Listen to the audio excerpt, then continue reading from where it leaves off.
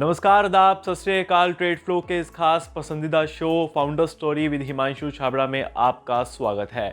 आज बात करेंगे ऐसी शख्सियत और महान नायक के बारे में जिनका सफर शुरुआती दौर में मुश्किल था लेकिन बाद में खूबसूरत रहा। पकोड़े बेचने से लेकर अमीर बनने तक का सफर। जी हाँ, बात कर रहे हैं धीरूभाई अंबानी की। इनका पूरा नाम धीरज लाल हीराचंद अंबानी।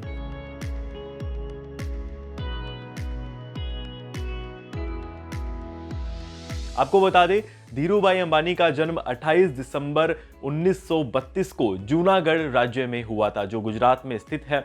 इनके पिता एक स्कूल टीचर थे। धीरूभाई अंबानी ने अपने एंटरप्रेन्योर करियर की शुरुआत जो है वो पकोड़े बेचने से की थी, और इसी के साथ ही आपको बता दें कि वो वीकेंड्स पे इसको बेचा करते थे।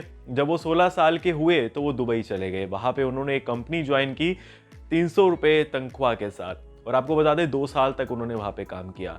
इसी के साथ ही एक ऊंचे पद पर पहुंचे। 2 साल में वो काफ़ी ऊंचे स्थान पर पहुंच गए। उनकी शादी कोकिला बहन से हुई, जिनसे उनके 2 बेटे और 2 बेटी हुई। बेटे के नाम मुकेश और अनिल अंबानी, और बेटियों के नाम नीना कोठारी और दीप्ति सालगोकर। 1962 में धीरूभाई अंबानी भारत लौटे और मात्र 15,000 रुपए से रिलायंस कमर्शियल कॉरपोरेशन की शुरुआत की। शुरुआती दिनों में रिलायंस कमर्शियल कॉरपोरेशन में पॉलिस्टर का काम किया जाता था। 1965 में वो अपने बिजनेस पार्टनर चंपक लाल दामनी से अलग हुए और खुद ही अकेले कंपनी का सारा काम संभालने लगे। इसका कारण उन दोनों के विचारों का ना मिलना माना जाता है, क्योंकि धीरूभाई अंबानी रिस्क लेने में यकीन रखते थे और उनकी यही आदत उनको दूसरों से अलग करती थी। उन्होंने अकेले दम पर कंपनी को चलाया और एक अच्छे लेवल तक पहुंचाया। इसके बाद उन्होंने पीछे मुड़कर कभी नहीं देखा। Telecommunications, information technology, energy, power, retail, textiles, capital markets और लॉजिस्टिक्स में भी अपने बिजनेस को आगे बढ़ाया।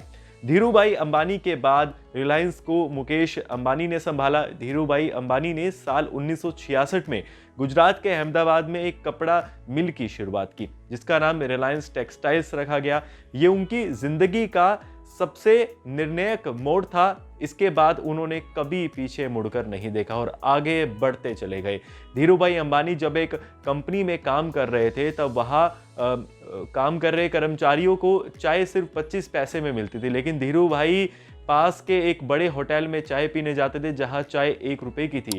उनसे जब इसका कारण पूछा गया तो उन्होंने बताया कि जब बड़े होटल में बड़े बड़े व्यापारी आते हैं तो बिजनेस के बारे में वो बातें करते हैं, जिनसे उनको काफी कुछ सीखने को मिलता है। साल 1966 में धीरूभाई ने विमल ब्रांड की शुरुआत की, जो कि उनके बड़े भाई रमनीक लाल अंबानी के बेटे विमल अंबानी के नाम पर रखा गया था। धीरूभाई अंबानी को पार्टी करना बिल्कुल पसंद नहीं था। हर शाम धीरूभाई अंबानी अपने परिवार के साथ शाम बिताते थे। धीरूभाई अंबानी को ज्यादा ट्रैवल करना भी पसंद नहीं था।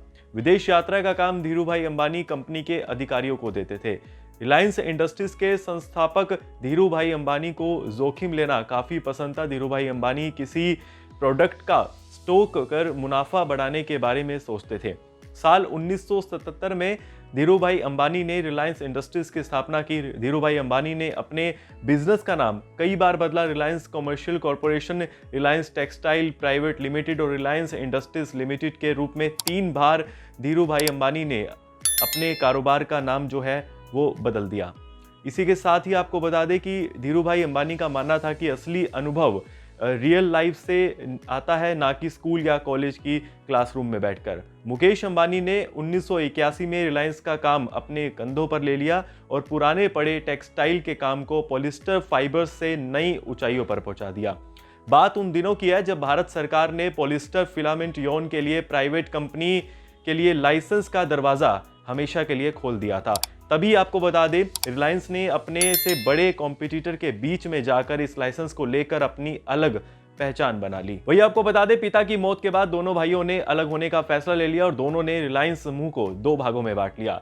मुकेश की पत्नी का नाम नीता अंबानी है, जो रिलायंस इंडस्ट्रीज में धर्म एवं सामाजिक कार्य काम करती रहती है। मुकेश अंबानी को एनडीटीवी ने साल 2007 में बिजनेसमैन ऑफ द ईयर चुना गया, अवार्ड दिया। बड़े सपने देखिए, क्योंकि बड़े सपने देखने वालों के सपने ही पूरा हुआ करते, ऐसा कहना था धीरूभाई अंबानी का, जिन्होंने एक साधारण परिवार से दुनिया के सबसे अमीर इंसान बनने तक का संघर्ष भरा सफर तय किया और काफी गंभीर परिस्थितियों में भी अपने साहस के दम पर सफलता हासिल की।